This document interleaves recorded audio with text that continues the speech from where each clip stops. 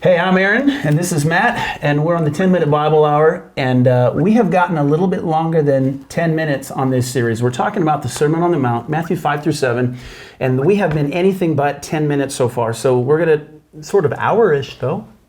Yeah, okay, so in the name, too. We got the hour part. Bible, so anyway, hours, we're gonna try to kick this one in 10 minutes. Oh, are we? Starting off Matthew 6. So this is what happens when you get to be in charge. So, let's go. Okay. Slave driver, right? Yeah. So, give me the 30-second review of where we're at so far for anybody that missed the first few videos. On it. The Sermon on the Mount opens with Jesus giving a kingdom manifesto where he describes the values of the kingdom of heaven. That's going to be weird and confusing for people, but it seems to center on this idea of spiritual poverty. Then he goes on to talk about how he is the fulfillment and the completion of all of the old story, and the law and the prophets. And then he says that unless your righteousness surpasses that of the Pharisees and the teachers of the law, the most righteous people at the time, that you cannot enter this kingdom of heaven. Then he gives 6 examples of, you have heard it said, but I tell you that statements that deal with morality and behavior, that push his audience to think beyond cold external behavior and into the level of the heart and the motivations, serving the dual purpose of challenging people to change and to genuinely do right by other people and by God, and also to demonstrate that ultimately our motives are somewhat out of our control, and therefore our righteousness can't surpass the Pharisees and the teachers of the law, which means that we find ourselves in a position of spiritual poverty, going all the way back to the beginning, being ready to enter into the kingdom of heaven if we get this stuff. Very good. Very good. That's pretty good. You said the old story. For if they missed, just in case they missed the first couple videos. Yeah. The old story being... everything... Jesus is the fulfillment of the old story. Yeah, the Old Testament. The whole story of everything that God had done in the past with the people of Israel and everything. Good. Okay, and what we've covered so far is that these are... I feel like I'm taking a test, and I feel like you gave me a B-. No, you're doing good, man. Because B-minuses are good? Thank you. Yeah, you're doing good. Thank you. I'm just making sure we're all clear. No, we're right on track. Quarter of the way, slave driver. You better hit it. That's right. Okay, so we've already said there's religious people that he's speaking to here. Yeah. So some of those people would be the kind of high society, the very well-known religious people, but even the average peasant farmer person who's hearing this in Galilee, the fishermen in Jesus' inner circle, they would have been very religious as well. Yes, not as good at it, but very religious. Couple of examples. What would have been some common practices for them? Like being in their religious behaviors. Religiously, the same thing that Christians and most religious people do. Acts of service and generosity. You pray and engage with God. And then any creative, proactive thing you might be able to think of to discipline yourself to focus on the things of God. Explain that last category for me. I mean, I know that what you're driving at is fasting because I've read the Bible. It's in the text. Well, yes. I mean, this part of the Bible. I'm not familiar with this part here. But obviously people at that time would have known what fasting was. Sure. It was a common practice then. But that kind of practice is a moving target in religion, even in the history of Judaism or Christianity. There's this catch-all thing that people do to go above and beyond, to be like, I'm really denying myself right now, or I'm sacrificing, or I'm doing something to really focus on religious things that are important, and fasting would be one example of above and beyond voluntary, good spiritual behavior for those purposes. So fasting, you're talking about skipping meals, those kind of things? Yeah, okay. so that you would deprive yourself and think about things that maybe you believe matter more than satisfying your body. Is the fasting then, is that mainly to kind of look like you're above and beyond, or is it? Well, and you know what you just did. Leaving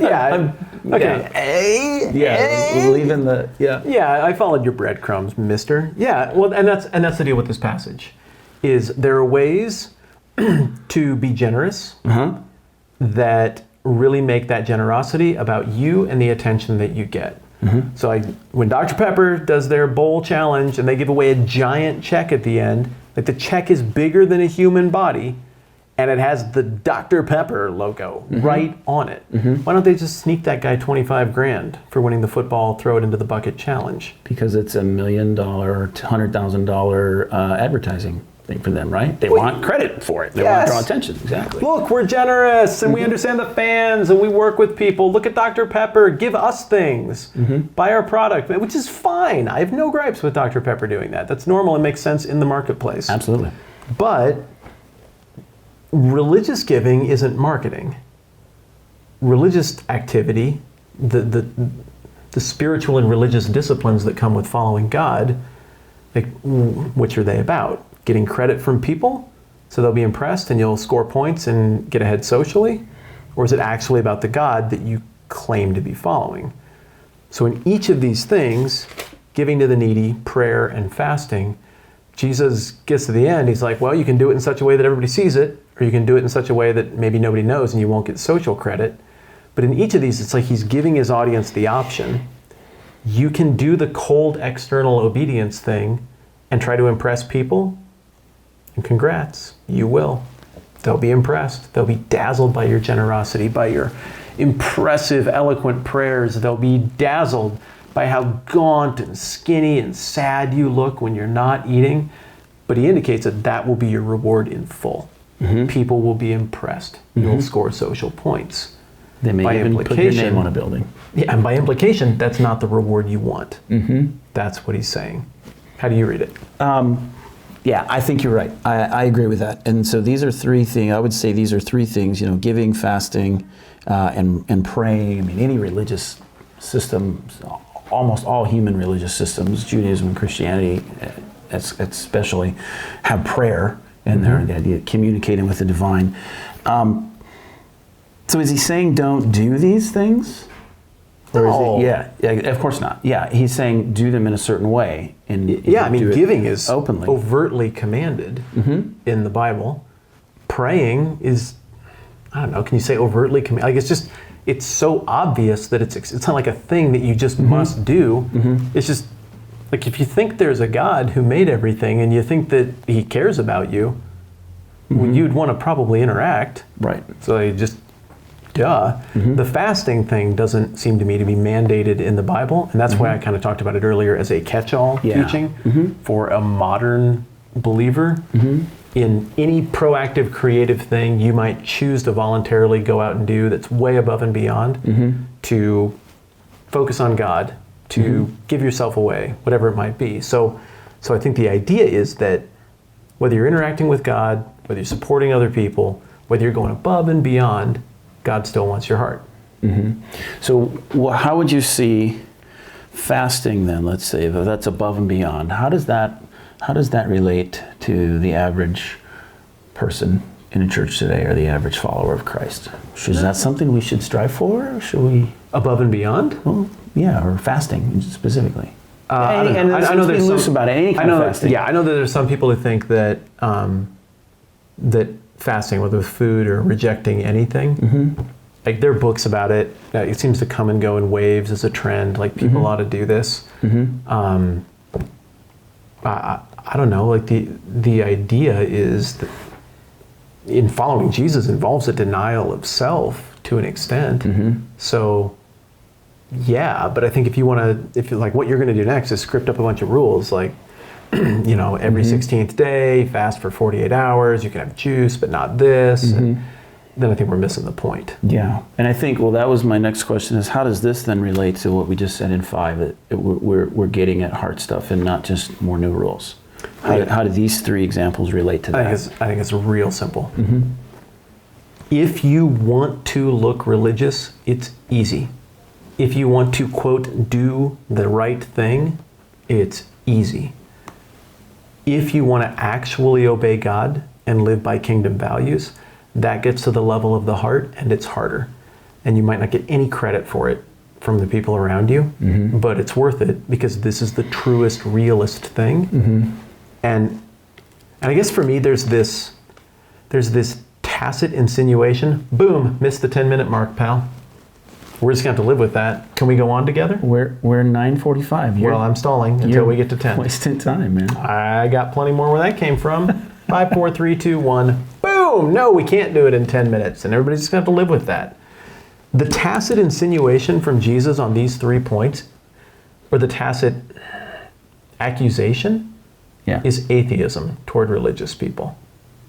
If there's a God, and he has a kingdom, and you're invited to it, and you're his son or his daughter, if you're an agent of that kingdom, but the way you do the most basic religious activities makes it clear that the only people you're trying to impress is people, maybe you don't actually think there's a God. If you give like that, would you really give that loudly if you actually thought there was a Father in heaven who sees everything and knows what you're doing? And I don't think that pushback just applies to us on an individual existential level.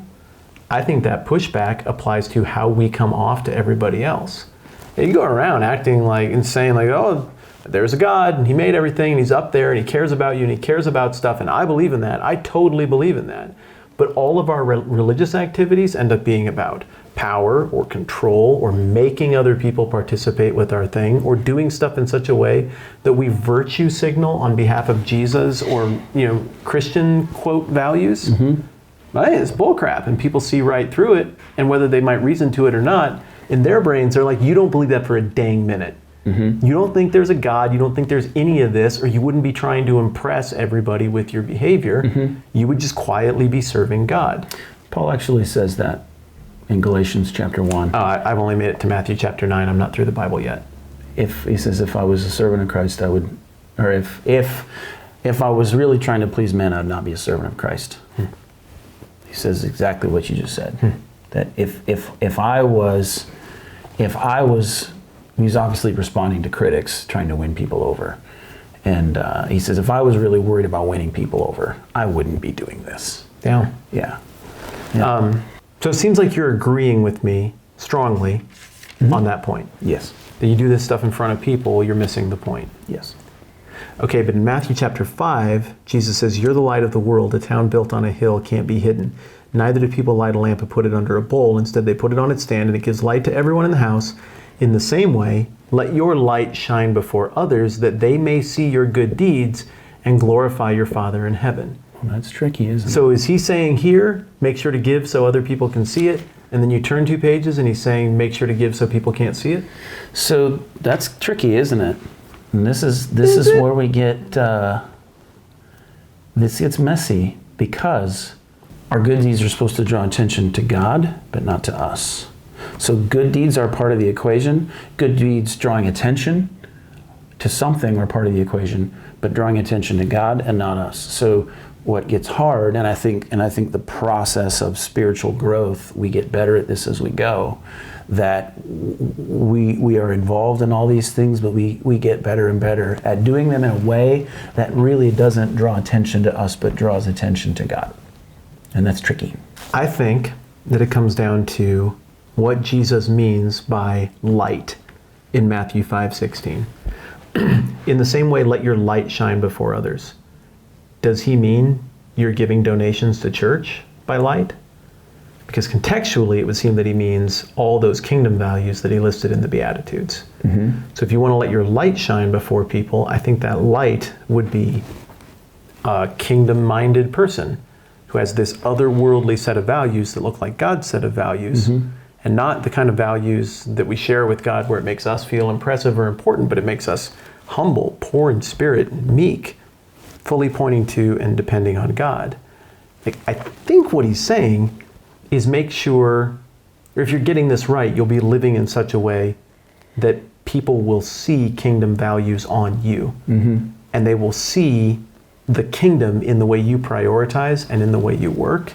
Whereas over here, I think what he's talking about are religious activities. And so if you give in a way to draw attention to yourself, that's giving in a way that is not consistent with kingdom values.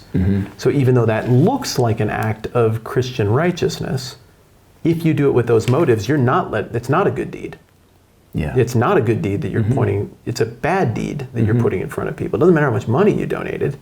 So for me, there's a tension on the surface here that goes away real quick when you think about, is it a good deed to give publicly and selfishly to get your own attention? No. Yeah. When you give, when you pray, when you fast, there's the assumption is that we're going to be doing these things, but he's doing it in a way that says, let go of trying to get other people's applause, other people's appreciation. The life of the kingdom, if you could summarize it this way, is kind of a life of self-forgetfulness. We kind of become so, reading into other parts here, but you become so concerned, or not concerned, just focused. Consumed with who God is. You sort of lose sight of your own self. Yeah. Yeah, well said. It's a good take. So, in a very practical sense, to go along with that bigger picture sense, here's how to give, pray, and fast if you think there's actually a God and you want to do it on His terms. Yeah? Yeah. Okay. Sounds good. You started it. You got to get us out of this episode. You can just talk to them right there. That's right. Because I didn't change the battery on that camera. That's right. Well, we thought we were making 10 minutes, so we didn't make it. Let's just check in over here. So I'm Aaron. This is Matt. And this is his show. Yeah. And we'll turn it over to him the next session here when we pick it up in Matthew 6. Thanks for joining us on the 10-Minute Bible Hour. It was a noble attempt at 10 minutes.